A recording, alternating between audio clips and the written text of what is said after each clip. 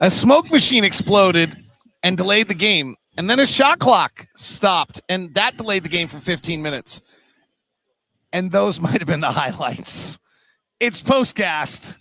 It's next. That's not true. We actually had a few highlights tonight in the midst of a blowout. Jazz get thumped by the Thunder, 131-101, a 30-point loss, second one in a row for the Jazz. They have trailed now in the first three quarters of the last two games by a combined 73 points over 72 minutes. That is a lot, and that's disappointing. Tonight, the Thunder didn't have five of their rotation players. Jazz didn't have Lowry Markkanen. Thunder just came out, hit 11 threes in the first quarter, and outscored the Jazz 45-20, and then led 74-48, and then 106-71. All right, on most nights, and I do fundamentally believe this, minutes down 20 don't count. I fundamentally believe this. Yes. Minutes down 30 against someone's G League team don't count. Tonight, we're going to say they count because there actually is a point here where we need our young guys to start getting opportunities into play. And Walt Clayton, Kyle Filipowski, and Taylor Hendricks all were pretty good in those minutes. And what was noticeable was the aggressiveness of all three of them. Clayton has just flipped a switch. Taylor and Cody and Kyle all seem to be more aggressive than we've seen at other times. Yeah, I totally agree with that. And if you look at what I got marked right here, you'll see that that's agreeing with you. Garbage time is not, coaches get something out of it, but as far as making an impact on the game, and garbage time is not something that we could be concerned with, I guess. The reason I will say this garbage time has a little relevance is Taylor and Cody were so passive. Yeah. And you always talk about guys who are just out on the floor. Like, you have a great way of talking about it, that like they're just running up. Just out there. Just out there. Just Tonight, they weren't both out there. They at least, and then Kyle and Clayton at times have been, I think, Kyle dominated Summer League because he played these kind of guys. Like, he's better than them. And Walt's really turned a corner. So let's start with Walt, because this is now 4 or 5 games in a row. He's been really good. He takes Isaiah Collier's minutes tonight, which is probably the most newsworthy part of the night. What are you seeing out of Walt? Well, the floor game, first of all, and that's where I direct my attention to right from the start. Keontae at the beginning of the season, his floor game, it's his really ability to score within the frame of the offense, making good reads. It seems like, David, the defense comes second or maybe even third with some of these guys that are so used to scoring when they go from college into the pros. So the defense is something that lags behind. But as far as offense is concerned, he probably, and maybe I'm going out on a limb saying this, but he seems to know how to play the game more so than what we saw with Collier his first year. Does that make sense? Okay. Well, he has more skills than Collier has. Collier has the speed and his passing ability, but his insufficiencies have been, like, it's almost like the league was like, oh, maybe he learned how to shoot in the offseason, and then after about 12 games, they're like, oh, he didn't. Comes back from his hamstring. Oh, he didn't. And now, last 2 nights, they've been just dropping off him by 7-8 feet and clogs the offense up a great deal, and then he's really just out there, as you say. Yeah. Where Clayton's ability in college, particularly to hit the off-the-bounce three, is what made him special, and he's bringing that back. And if he can make the off-the-bounce three, then he'll be a really good NBA player. Yeah. In other words, to get the reputation, well, he can shoot. Okay. He had 9 assists tonight. Get the basketball to the right people, and, make good decisions. You're going to get playing time on the floor. I'm not trying to be Debbie Downer. I just want to point out that, like, on all the numbers tonight, you score the game. Naismith created a game where 101 points are scored. Like, the Charlotte Bobcats one year had the worst record of any team in the NBA. Like, they scored 100 points. They scored 92, actually.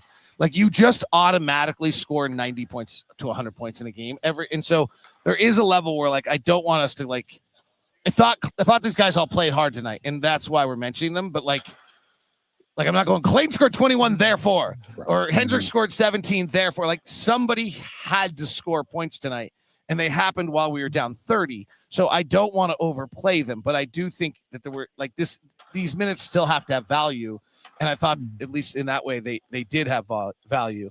And I also think what's interesting is I was talking to Gordy Chiesa before the game today, and I kind of asked him about the non-Keontae youngsters.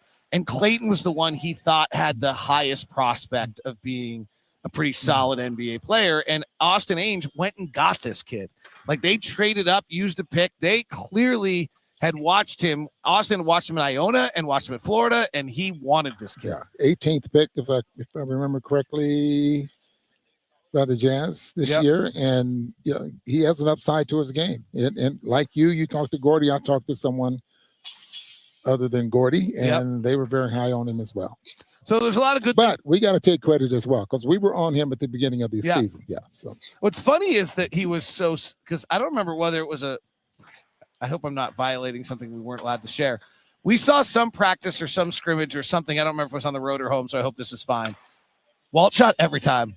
Remember that? Yeah. Remember that? Like, I don't know what that was. He shot every single time. And so clearly somewhere along there, he then swung the pendulum way too far the other way, and he's now back to playing his game, which is a much more aggressive scoring game. A floor game, and shoot when you can, or shoot when you're open. But if you're going to be a point guard, you got to be a point guard. You got to make these good decisions out there on the floor. And I've said this many, many times, and I really believe this. Point guards need to go every position on the floor. And he has to know exactly what a center is supposed to do, forward's supposed to do. I mean, he's a general out there on the floor. And let's remember one thing, he's older than all of our other rookies. That's true. He is the oldest of all of our rookies in this one.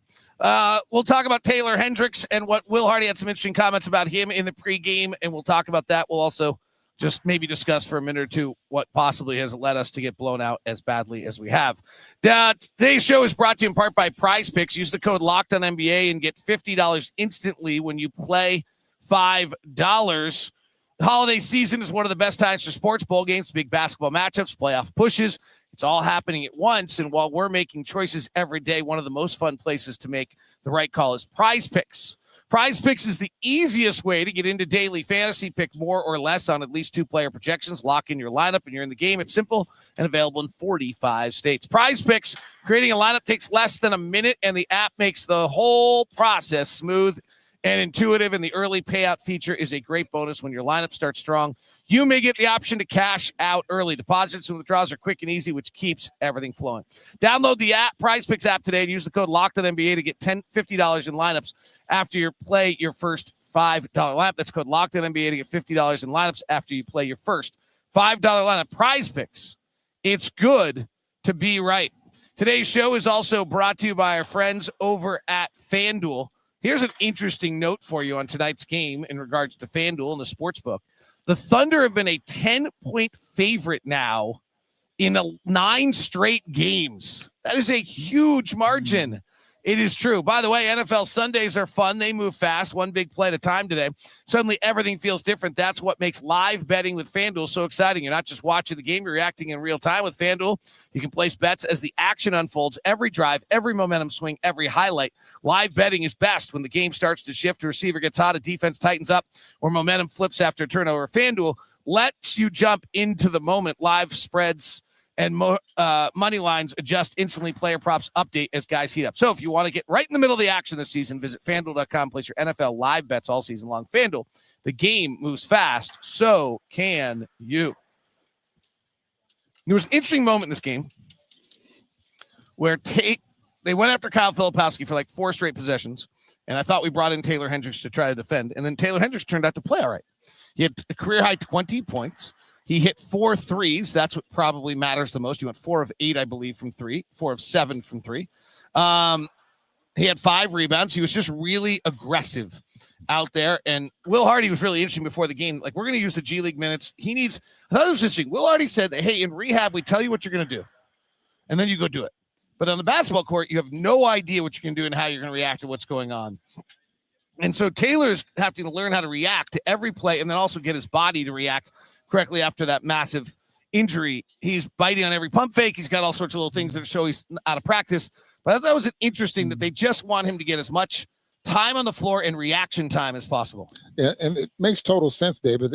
You know, the injury, you miss majority of your rookie season, and all of a sudden now you get healthy and you're expected according to a lot of people, to be the 16th pick, ninth pick. No, he was ninth pick. So and to be farther along than what he is.